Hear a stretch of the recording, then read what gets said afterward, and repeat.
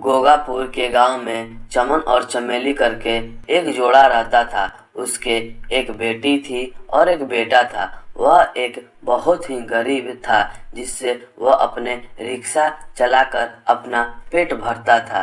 चमेली दूसरे के घर में काम करती थी। वहाँ काम करके अपने घर के खर्चे को चलाती थी, जिससे वह अपने खर्चे को पूरी तरह से चला सके। इसीलिए वह दूसरे के घरों में बाहर जाकर काम करती थी। उन्हें 2 बच्चे थे और वह 2 बच्चे दोनों पढ़ने जाया करते थे। जब गर्मी का मौसम आता था तब वह उनकी मुश्किलें बढ़ जाती थी। उनके झोपड़ी में पंखा तक नहीं था। वह बहुत ही परेशान हो जाते थे। उनके हाथ में जो भी आता वह उनको हाँक कर अपनी गर्मी का एहसास कम करते थे। चमेली और उनके पति दोनों मिलकर बच्चे को पंखे हाँका करते थे।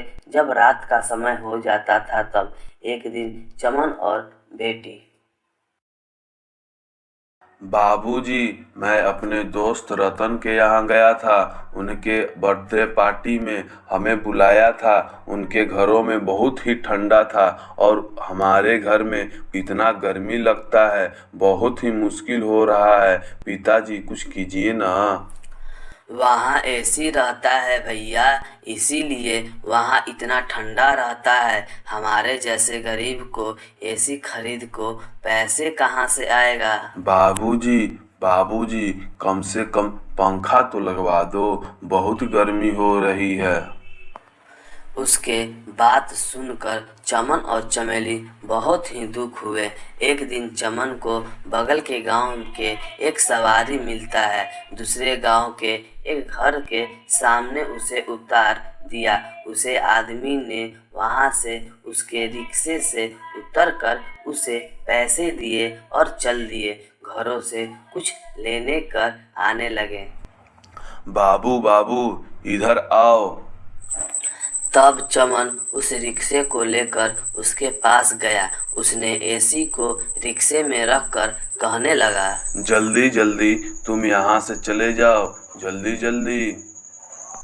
यह क्या है भाई, मुझे कुछ समझ में नहीं आ रहा है। इसे लेकर कहाँ जाना है?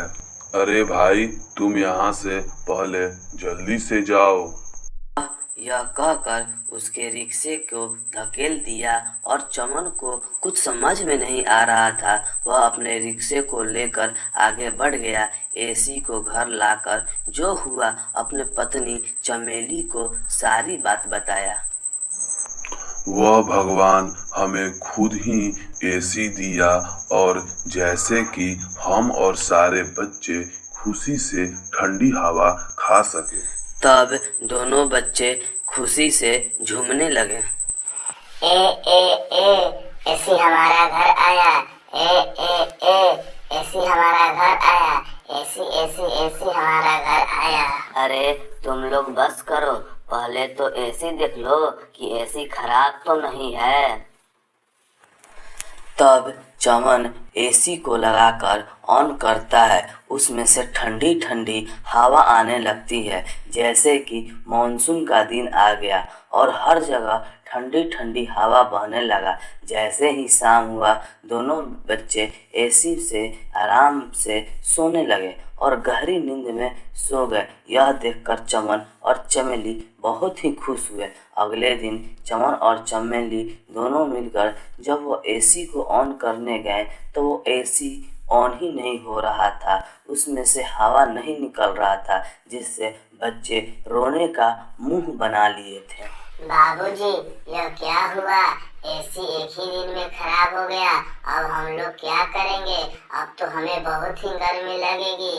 बाबूजी, कुछ कीजिए। दीदी दीदी, मैं एक बार कोशिश करता हूँ कि यह ठीक होता है कि नहीं।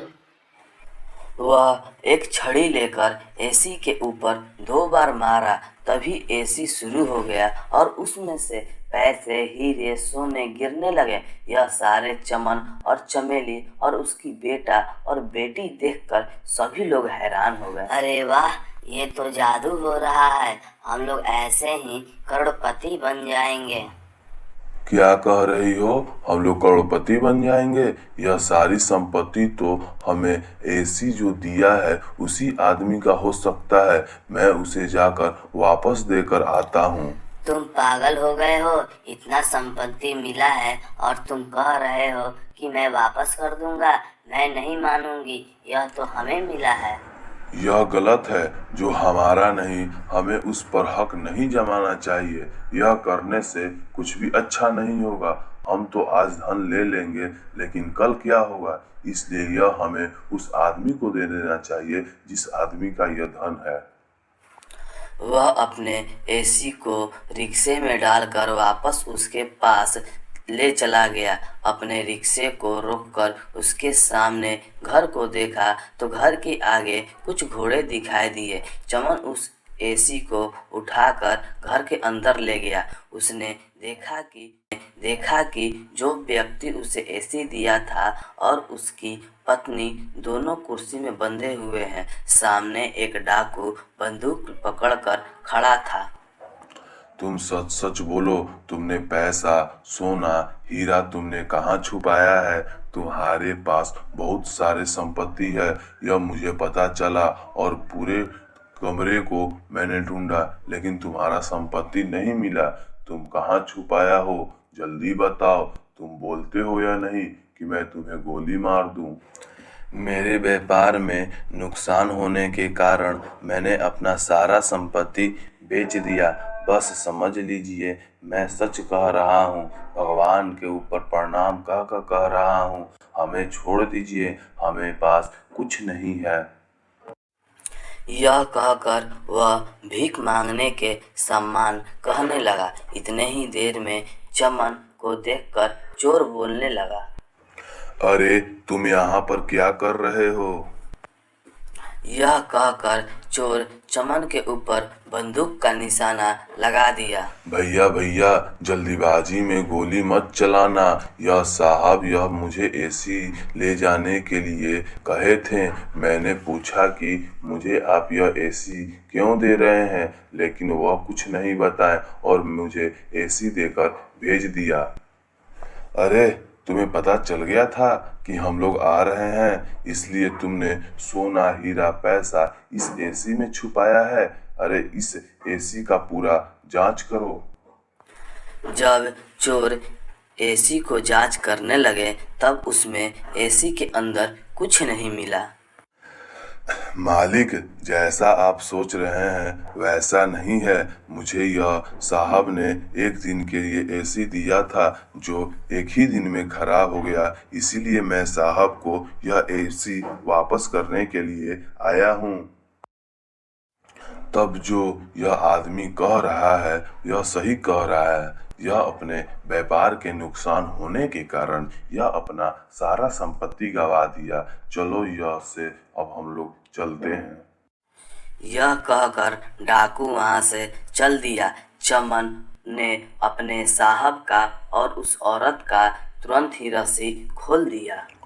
मालिक, मैं जानबूझकर झूठ कहा। आपका सारा सोना, पैसा, हीरा हमारे घर है, वही बात कहने के लिए आपके घर आया था। अरे भाई, तुम सही समय पर आकर अपने चालाकपन से हम लोगों का जान बचाया। सच में मैं तुम्हारा धन्यवाद करना चाहता हूँ। उस चोर को आने के समाचार सुनकर मुझे कुछ नहीं समझ में आया कि मैं क्या करूँ। सारा संपत्ति मैं एसी में छुपा कर रख दिया।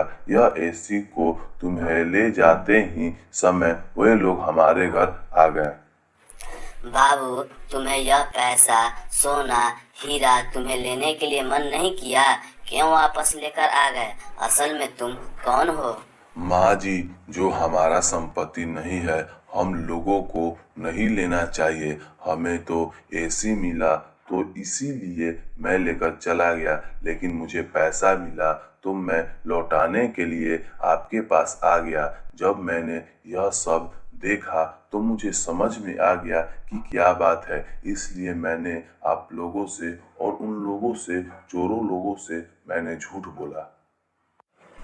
सच में तुम्हारा दिल बहुत ही बड़ा है। अगर तुम्हें आप आपत्ति ना हो तो तुम लोग हमारे साथ ही रहो। तुम लोग और तुम्हारी पत्नी को मैं तुम्हें काम दूंगा और वेतन भी दूंगा, और तुम्हारे बेटे को और बेटिया को मैं अच्छे से पढ़ाऊंगा भी।